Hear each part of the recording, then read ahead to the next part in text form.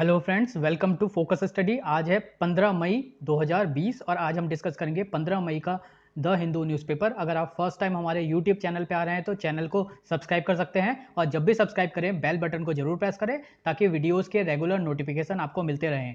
तो स्टार्ट करने से पहले कल के क्वेश्चंस देख लेते हैं। कल 2 क्वेश्चन पूछे गए थे आपसे। पहला क्वेश्चन था बीपीआरडी यानी bureau of police research and development recently एक फेक न्यूज़ को आइडेंटिफाई करने का गाइडलाइंस इशू किया गया था इस ऑर्गेनाइजेशन के द्वारा। ये किस मिनिस्ट्री के अंतर्गत आता है? Ministry of defence, ministry of home, ministry of finance और मिनिस्ट्री ऑफ लॉ। इसका सही आंसर है ministry of home. Ministry of home affairs के अंतर्गत BPRD bureau of police research and development अपना काम करता है और इसने पुलिस के लिए गाइडलाइंस इशू की थी। सेकंड क्वेश्चन था recently ICMR has done collaboration with which private company to develop कोविड-19 वैक्सीन। कोविड-19 की वैक्सीन को डेवलप करने के लिए किस प्राइवेट कंपनी के साथ आईसीएमआर ने टाई अप किया था या कोलैबोरेशन किया था अभी रिसेंटली? इसके ऑप्शन थे Ipca lab, Piramal enterprises, Bharat biotech और सीरम इंस्टीट्यूट ऑफ इंडिया। तो इसका सही आंसर है भारत बायोटेक, जो कि एक हैदराबाद बेस्ड की कंपनी है और इस कंपनी के साथ आईसीएमआर ने कोलैबोरेट किया है फॉर डेवलपिंग कोविड-19 वैक्सीन। ये जो ऑर्गेनाइजेशन है पिछले कुछ सालों से काफ़ी मेडिसिन और काफ़ी वैक्सीन्स बनाई गई हैं इसके द्वारा और रोटा वायरस के लिए भी रोटावैक नाम से वैक्सीन इसी ऑर्गेनाइजेशन ने बनाई थी। तो ये थे कल के क्वेश्चन। अब स्टार्ट करते हैं आज का न्यूज़ डिस्कशन। आज की फर्स्ट न्यूज़ है migrant workers to get free food grain. Government of India के द्वारा कल जो डिटेल्स दी गई थी 20 लाख करोड़ के पैकेज की, उसमें उसी पर्टिकुलर पैकेज के जो प्रोसेस थे उसको आगे बढ़ाते हुए माइग्रेंट वर्कर्स के लिए अब फ्री फूड ग्रेन प्रोवाइड करने की बात कही गई है। ये जो स्कीम गवर्नमेंट के द्वारा फूड ग्रेन प्रोवाइड करने की दी जा रही है, ये ऑलरेडी 1 महीने पहले अनाउंस की गई थी फाइनेंस मिनिस्ट्री के द्वारा और ये स्कीम है, इसका नाम है प्रधानमंत्री गरीब कल्याण योजना। इस स्कीम को आगे बढ़ाते हुए अब जिन लोगों के पास राशन कार्ड नहीं होंगे उनको भी फूड ग्रेन प्रोवाइड कराया जाएगा। अभी तक जितने लोगों के पास राशन कार्ड था इस स्कीम के तहत केवल उन्हीं को फूड ग्रेन दिया जा रहा था सब्सिडाइज रेट पर, और अब जिनके पास फूड ग्रेन नहीं है तो उनको भी दिया जाएगा। तो ये एक एक्सटेंशन किया गया है इस पर्टिकुलर स्कीम में।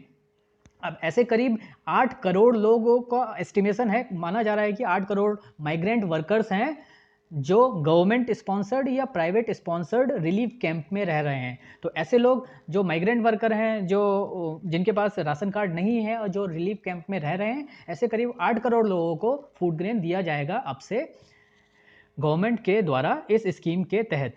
हालांकि इकोनॉमिक्स जो हैं उनके द्वारा ये माना जा रहा है कि अभी जो संख्या और जितना गवर्नमेंट ने अलोकेट किया है इन लोगों के लिए वो बहुत कम है, इसको और ज़्यादा बढ़ाया जाना चाहिए। बट ये एटलीस्ट स्टार्टिंग की गई गवर्नमेंट के द्वारा। इसके साथ ही साथ जो दूसरी फैसिलिटीज़ एक्सटेंड की गई हैं गवर्नमेंट के द्वारा वो हैं credit facility for urban housing. जो भी अर्बन हाउसिंग है उससे रिलेटेड अगर लोग लोन लेना चाहते हैं तो उनको एक बेटर क्रेडिट फैसिलिटीज़ प्रोवाइड की जाए। जो भी स्ट्रीट वेंडर्स हैं उनको क्रेडिट फैसिलिटीज़ प्रोवाइड की जाए। बैंकों से या दूसरे माध्यम से जो लोन उन्हें दिलवाया जा सकता है वो और ईजी करने की कोशिश की गई है। फार्मर्स को लोन ईजी करने की बात की जा रही है। फार्मर्स को मेनली इंटरेस्ट सबवेंशन स्कीम के तहत थोड़ा सा इंटरेस्ट फार्मर्स के लिए कम करने की बात की गई है और स्मॉल बिजनेसेस के लिए भी सेम प्रोविज़न अप्लाई किया जाएगा। यानी क्रेडिट फैसिलिटी को एक्सटेंड किया गया है मेनली अर्बन हाउसिंग के लिए, स्ट्रीट वेंडर्स के लिए जो लोन लेना चाहते हैं, फार्मर्स के लिए और स्मॉल बिजनेसमैन के लिए जो स्मॉल बिजनेसेस चलाते हैं।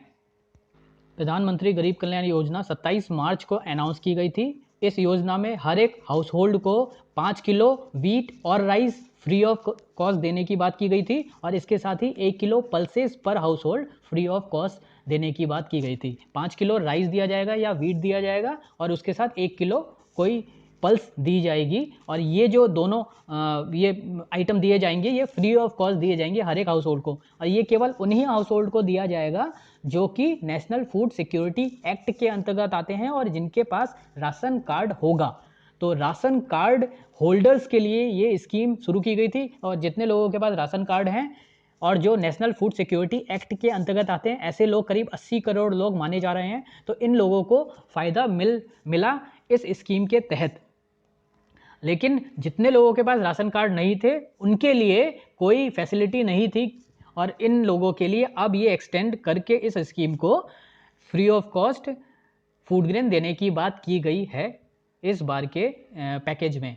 इसमें जो रिलीफ की बात की गई है वो हम देख लेते हैं। करीब 8 करोड़ माइग्रेंट वर्कर ऐसे हैं जो फूड डिस्ट्रीब्यूशन सिस्टम के अंतर्गत कहीं नहीं आते हैं, तो ऐसे लोगों को 5 किलो ग्रेन पर पर्सन और 1 किलो चना पर फैमिली पर मंथ 2 महीने के लिए फ्री ऑफ कॉस्ट दिया जाएगा।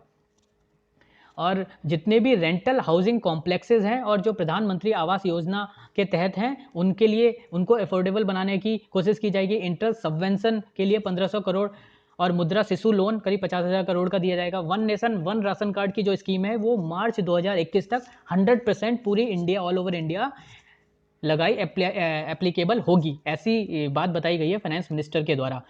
फंड करीब 6,000 करोड़ के ये आदिवासी और ट्राइबल लोगों के एम्प्लॉयमेंट बढ़ाने के लिए यूज़ किया जा रहा है। इसके साथ ही करीब 5,000 करोड़ रुपए स्ट्रीट वेंडर्स की फैसिलिटी में जाने वाले हैं।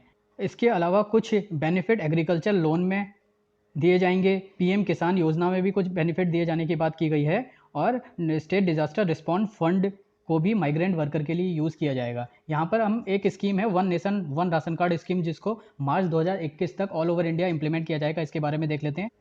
One nation one ration card scheme क्या है? अब नेशनल फूड सिक्योरिटी एक्ट 2013 के तहत सब्सिडाइज फूड ग्रेन देने की बात की गई है। करीब 80-81 करोड़ लोगों को सब्सिडाइज फूड ग्रेन दिया जाता है, और ये फूड ग्रेन है राइस, वीट और कोर सीरियल। राइस 3 रुपीज़ पर केजी दिया जाता है, वीट 2 रुपये पर केजी, और जो कोर सीरियल है ये 1 रुपये पर केजी सब्सिडी के साथ लोगों को दिया जाता है under national food security act 2013। और ये इन लोगों को दिया जाता है जिनके पास राशन कार्ड होता है, तो थोड़ा सस्ते में फूड ग्रेन। और ये जो पूरी मैकेनिज्म है ये फेयर प्राइस शॉप्स के through all over India follow की जाती है under targeted public distribution system. तो जो पीडीएस का सिस्टम है जिसके तहत सस्ते में ये सीरियल्स राइस, वीट और कोर सीरियल लोगों को डिस्ट्रीब्यूट किए जाते हैं, उनके पास अगर राशन कार्ड है तभी केवल ये फैसिलिटी उपलब्ध कराई जाती है। अब जो लोग राशन कार्ड रखते हैं और वो केवल अपने लोकल एरिया की शॉप से ही, फेयर प्राइस शॉप से ही राशन ले सकते हैं सब्सिडाइज रेट पर। लेकिन अब ये जो स्कीम, नई स्कीम शुरू की जाएगी, ये ऑल ओवर इंडिया काम करेगी। मतलब कि ऐसे माइग्रेंट लेबर्स या माइग्रेंट वर्कर्स जो अपना घर छोड़ के दूसरी जगह जाते हैं, तो वहाँ पर अभी तक ये राशन कार्ड की जो फैसिलिटी है वो उसका यूज़ नहीं कर पा रहे थे।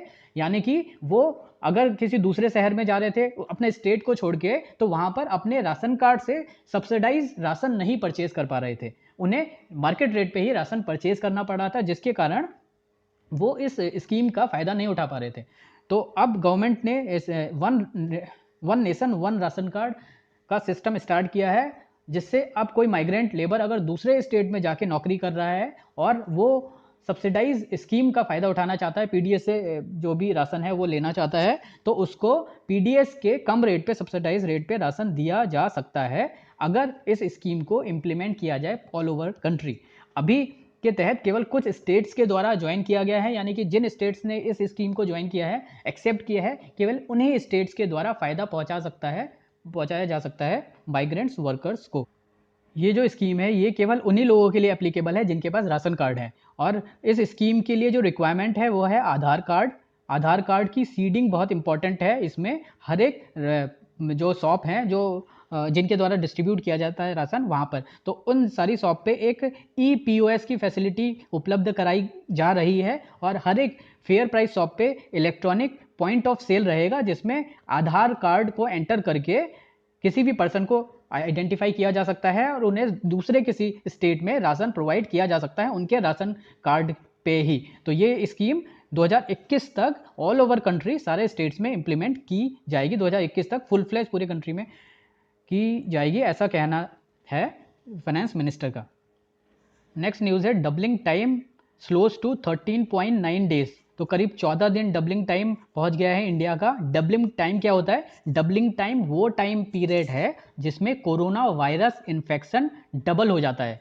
कोरोना वायरस इन्फेक्शन के डबल होने में जो टाइम लगता है उसको डबलिंग टाइम कहते हैं, और ये डबलिंग टाइम ज़्यादा से ज़्यादा होना चाहिए। यानी कि अगर 100 इन्फेक्शन है, इसको 200 इन्फेक्शन होने में 7 दिन लग रहे हैं और अब ये स्लो होके केवल 4 दिन हो गया है। तो यानी कि ये जो इन्फेक्शन है ये बहुत तेजी से बढ़ रहा है। डबलिंग टाइम स्लो होने का मतलब है इन्फेक्शन इंक्रीजिंग रेट जो है वो बढ़ गया है और पिछले कुछ दिनों में ये देखा भी गया है। यहाँ पर ये ग्राफ दिखाया गया है, करीब 2 और 3 मई तक ये जो इन्फेक्शन बढ़ने का रेट है ये काफ़ी कम था यहाँ तक, और इसके बाद इन्फेक्शन काफ़ी तेज़ी से बढ़ा है। जो रेड वाले बार हैं वो तेज इंक्रीज हुआ है कोविड-19 के इन्फेक्शन का, ये बता रहे हैं। और 3 मई के बाद जो लॉकडाउन की स्थिति है वो थोड़ा सा ईजी की गई थी, थोड़ा सा रिलैक्सेशन दिया गया था लॉकडाउन में। उसके बाद ये कोविड-19 का इन्फेक्शन तेज बढ़ा है, ये ग्राफ दिखाया गया है यहाँ पर। आज की डेट में अगर हम देखें तो करीब 3722 नए केसेस देखे गए हैं एक दिन में 24 घंटे के अंदर अंदर, और टोटल जो टोल है वो 2549 पहुंच गई है। अब जो करंट टैली है कोविड-19 इन्फेक्शन की वो हम देख लेते हैं। ये आप यहाँ पर देख सकते हैं इंडिया में टोटल कोविड-19 के जो इन्फेक्शन है अब 82,000 पहुंच गए हैं। कल हमने देखा था करीब 77,000 के करीब थे ये जो इन्फेक्शन का रेट है, 78,000 थे, 78,000, और अब आज के दिन में ये 82,103 पहुँच गए हैं। 82,000 से भी ज़्यादा हो गए हैं। जो डेथ हैं अभी तक वो 2649 है, साढ़े 2600 लोग मारे जा चुके हैं इस इन्फेक्शन के कारण, और रिकवर्ड लोग 27,977 हैं, 28,000 के करीब लोग रिकवर हो गए हैं। तो जो इन्फेक्शन का रेट है वो बहुत तेज़ी से बढ़ा है। हालांकि जो डेथ रेट है वो बहुत तेज़ नहीं हुआ है, ये एक अच्छी बात है कि जो फैटेलिटी है वो कम ही है अभी, लेकिन जो इन्फेक्शन का रेट है वो बहुत तेज़ हुआ है। इसी कारण से जो डबलिंग टाइम है वो कम देखा गया है मई के महीने में। 2 और 3 मई के बाद ये जो डबलिंग रेट है ये कम हुआ है। इंडियन रेलवे ने 30 जून तक अपने सारे टिकट कैंसिल कर दिए हैं और जो भी रिफंड है वो पैसेंजर्स को दिया जाएगा। 30 जून तक जितने भी ट्रेन के टिकट पहले बुक कराए जा चुके थे उनको कैंसिल कर दिया है, लेकिन जो भी श्रमिक स्पेशल ट्रेन है वो लगातार चलेंगी। जो नॉर्मल ट्रेन है उनके सारे टिकट अब कैंसिल किए गए हैं। वर्क फ्रॉम होम में स्टे फॉर गवर्नमेंट स्टाफ।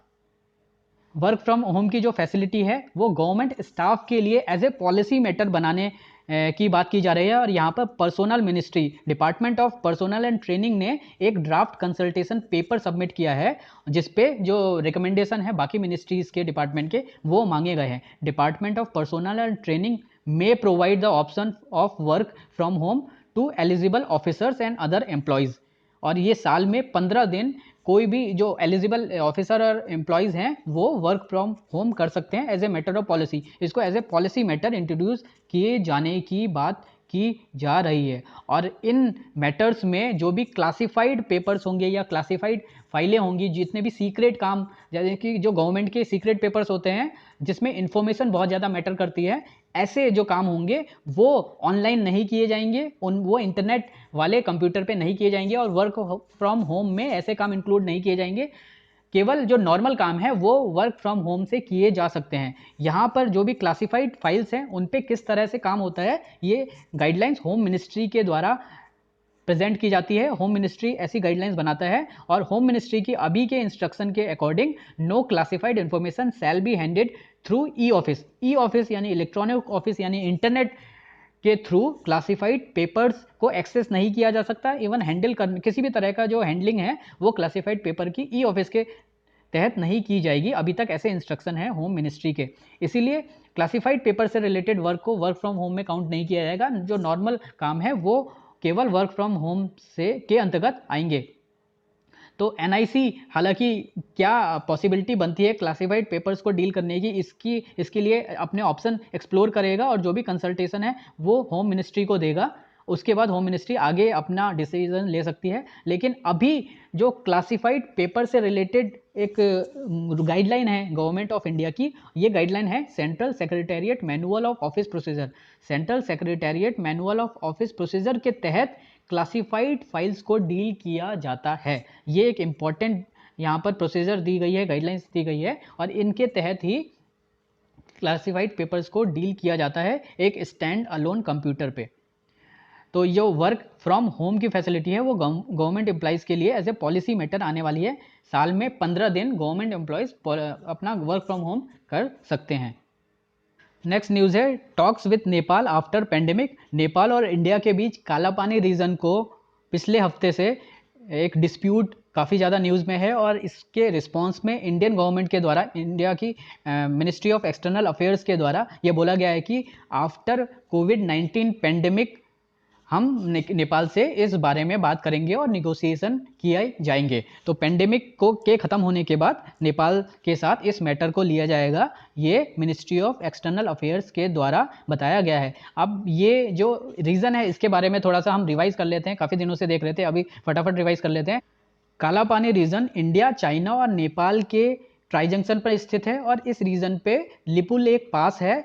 इस पूरे रीजन को लेकर नेपाल और इंडिया के बीच एक बाउंड्री डिस्प्यूट की कंडीशन बनी हुई है। ये जो रीजन है इसमें महाकाली रिवर फ्लो करती है और सगौली ट्रीटी जो 1816 में ब्रिटिश इंडिया और नेपाल के किंग के द्वारा साइन की गई थी, इस ट्रीटी ने महाकाली रिवर को इंडिया और नेपाल की बाउंड्री माना। महाकाली रिवर का ओरिजिन कालापानी रीजन में ही है और इसकी जो ट्रिब्यूटरीज हैं उनकी जो क्लैरिफिकेशन है वो सगौली ट्रीटी में अच्छे से नहीं दिए गए थे, जिसके कारण ये जो डिस्प्यूट है वो अभी भी बना हुआ है।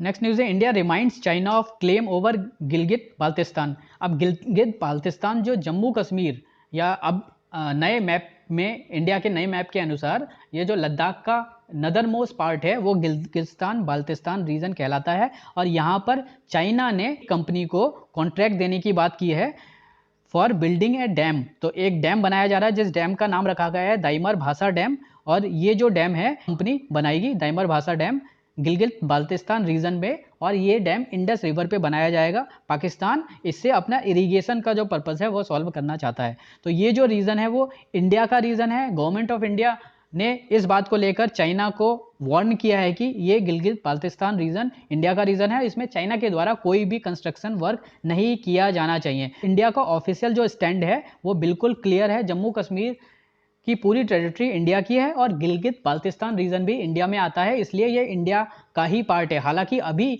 ये जो पर्टिकुलर एरिया है ये पाकिस्तान के द्वारा ऑक्युपाई किया गया है, यानी इसको पाकिस्तान ऑक्युपाइड कश्मीर बोला जाता है और लद्दाख के बिल्कुल नदर पार्ट में ये एरिया स्थित है, लेकिन ये इंडिया की टेरिटरी है। और यहाँ पर चाइना जो पाकिस्तान के साथ मिलकर डैम बनाने का काम कर रहा है वो इंडिया के लिए एक सॉवरेनिटी और टेरिटोरियल इशू है। इस बात को लेकर वार्निंग दी गई है इंडिया के द्वारा चाइना को।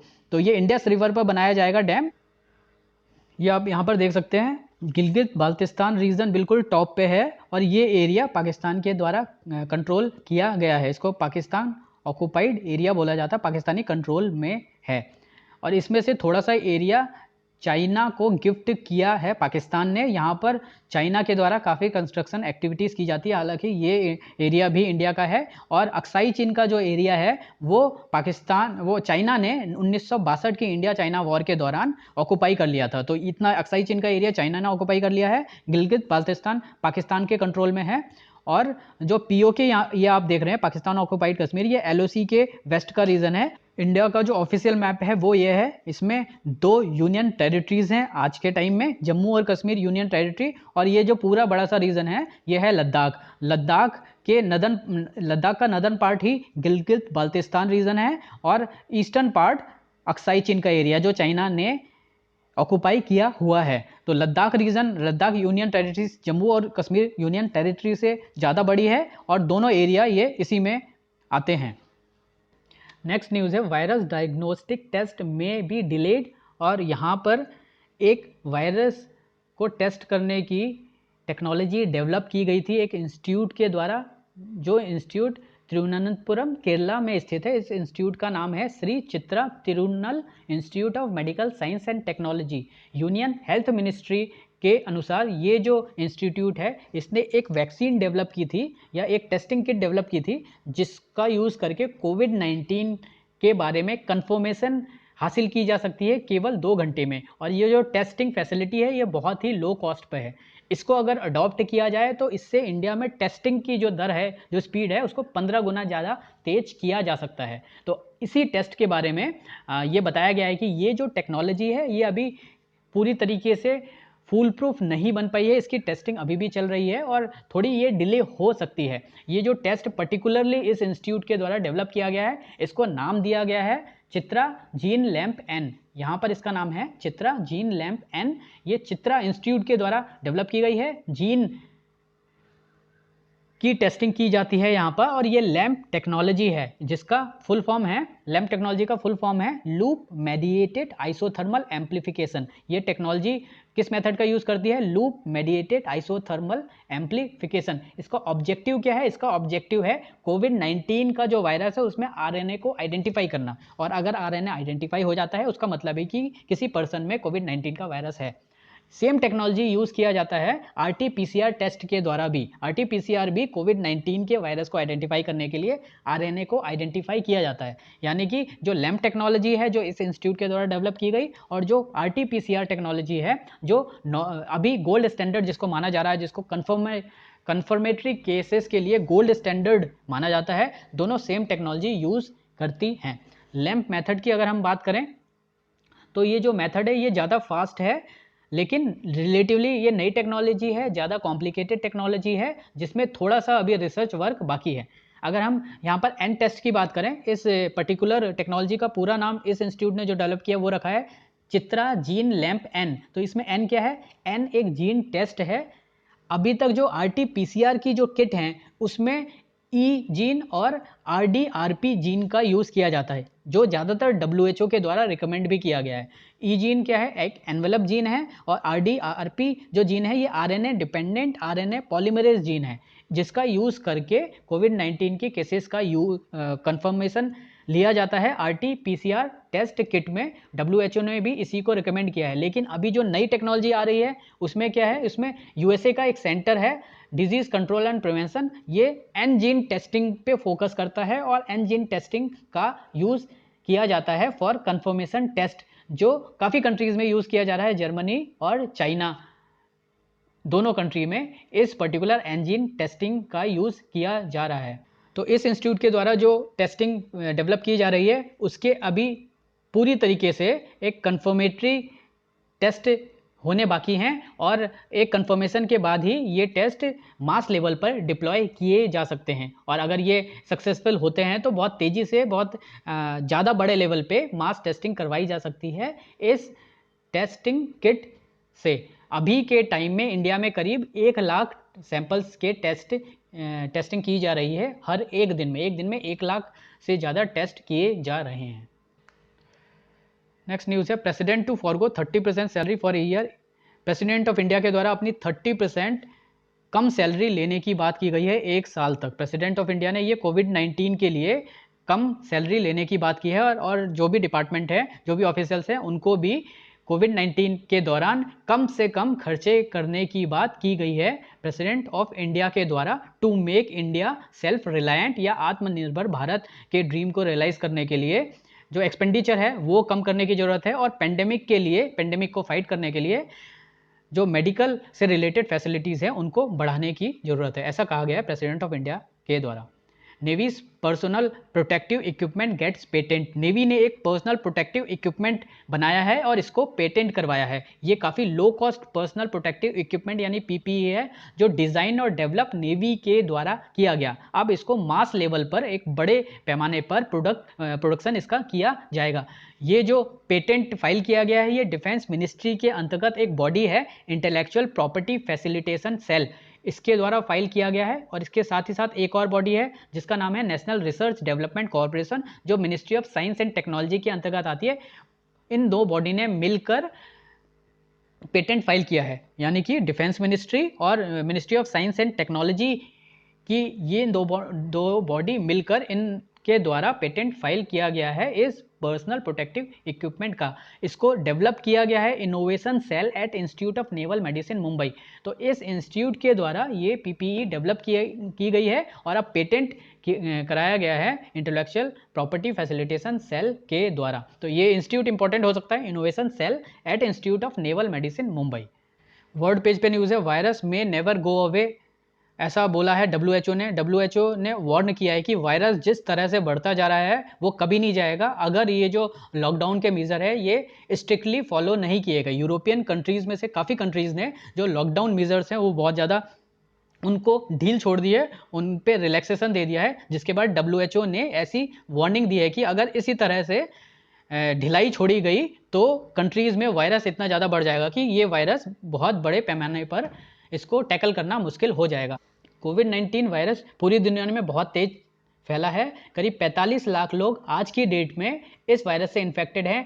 3 लाख से ज़्यादा डेथ हो चुकी हैं और 17 लाख से ज़्यादा लोग रिकवर कर चुके हैं। तो डेथ और टोटल नंबर ऑफ जो केसेस हैं वो बहुत तेज़ हुए हैं। ज़्यादातर जो केसेस हैं वो अमेरिका और यूरोपियन कंट्रीज़ में देखे गए हैं। 45 लाख से ज़्यादा केसेस अभी ऑल ओवर वर्ल्ड हैं कोविड-19 के। China रिबट Taiwan on WHO participation.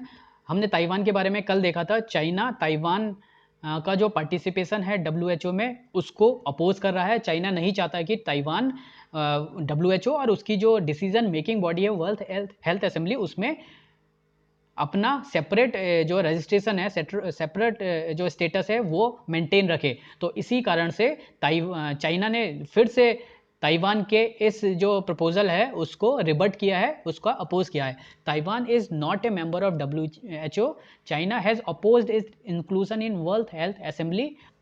China के द्वारा ये जो अपोजिशन दिया जाता है ये हमेशा वन चाइना प्रिंसिपल के नाम पर दिया जाता है। जो हांगकांग में पिछले साल प्रोटेस्ट काफ़ी ज़्यादा चल रहे थे, उसके दौरान भी चाइना वन चाइना प्रिंसिपल को लेकर प्रोटेस्ट को दबाने की कोशिश कर रहा था। और अब यहाँ पर ताइवान के मामले में भी चाइना वन चाइना प्रिंसिपल को लेकर ताइवान को अपना पार्ट बता रहा है।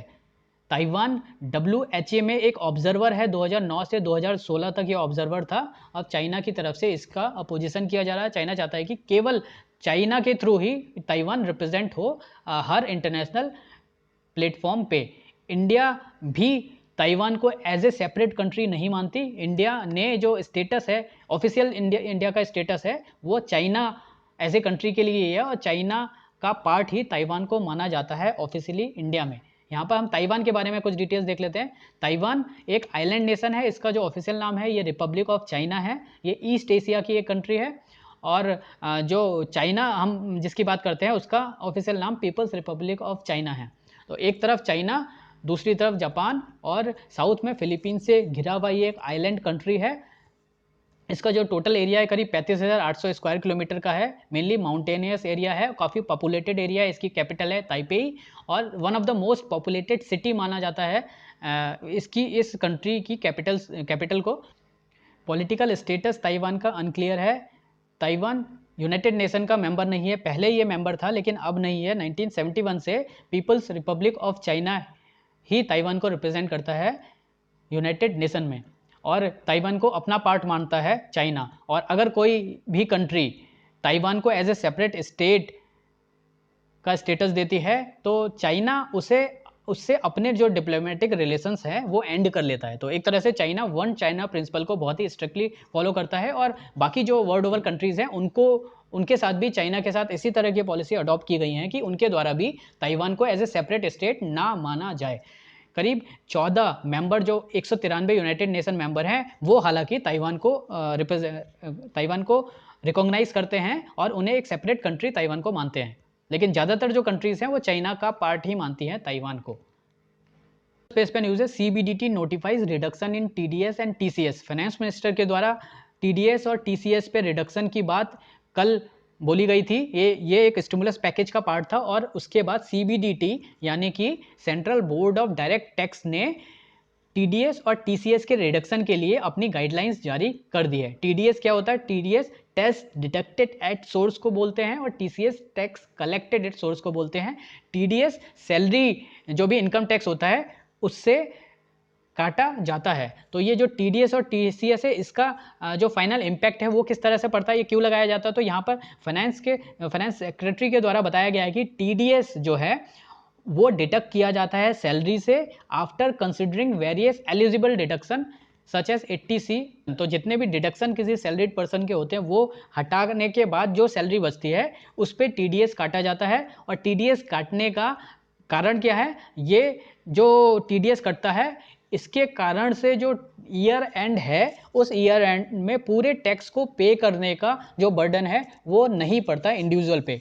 और अब चूंकि इन रेट्स को कम कर दिया गया है यानी कि ultimately at the end of the financial year किसी भी इंडिविजुअल को ज़्यादा टैक्स पे करना पड़ेगा अलोंग विद इंटरेस्ट, ऐसा कहना है फाइनेंशियल सेक्रेटरी का।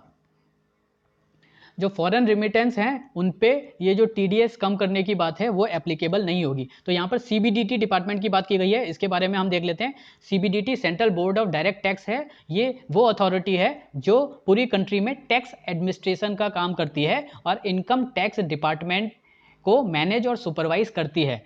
ये गवर्नमेंट को भी जो टैक्स से रिलेटेड पॉलिसीज मैटर्स होते हैं और प्लानिंग होती है उसके बारे में इनपुट्स देती है। Central board of revenue act 1963 के तहत इसको एस्टेब्लिश किया गया था, यानी कि ये एक स्टैट्यूटरी बॉडी है। और 1963 के act central board of revenue act के दौरान ये एस्टेब्लिश की गई थी और ये फाइनेंस मिनिस्ट्री में डिपार्टमेंट ऑफ रेवेन्यू के अंतर्गत अपना काम करती है। इसका जो मेजर काम है ये डायरेक्ट टैक्स को लेवी करना और कलेक्ट करना है। इसके अलावा जो भी पॉलिसीज मैटर्स होते हैं उनको भी ये देखती है। इनकम टैक्स डिपार्टमेंट का पूरा काम इसी बॉडी के द्वारा देखा जाता है। जो भी डायरेक्ट टैक्स में चेंजेस करने होते हैं, सजेशंस देने होते हैं time to time government of India को, और टैक्स के रिलेटेड जो भी पॉलिसीज आती हैं गवर्नमेंट ऑफ इंडिया की, उनके लिए जो बेसिक फ्रेमवर्क है वो इसी डिपार्टमेंट के द्वारा बनाया जाता है। तो CBDT एक टैक्स कलेक्शन और टैक्स को देखते हुए बहुत ज़्यादा इंपॉर्टेंट डिपार्टमेंट है और इनकम टैक्स डिपार्टमेंट इसी के द्वारा हेड किया जाता है।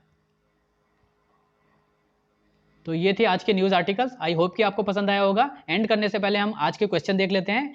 पहला क्वेश्चन है, index of industrial production is published by which ministry? कौन सी ministry index of industrial production या IIP रिलीज करती है? Ministry of finance, ministry of commerce and industry, ministry of statistics and programme implementation और ministry of external affairs. इनमें से कौन सा 8 कोर इंडस्ट्रीज का पार्ट नहीं है?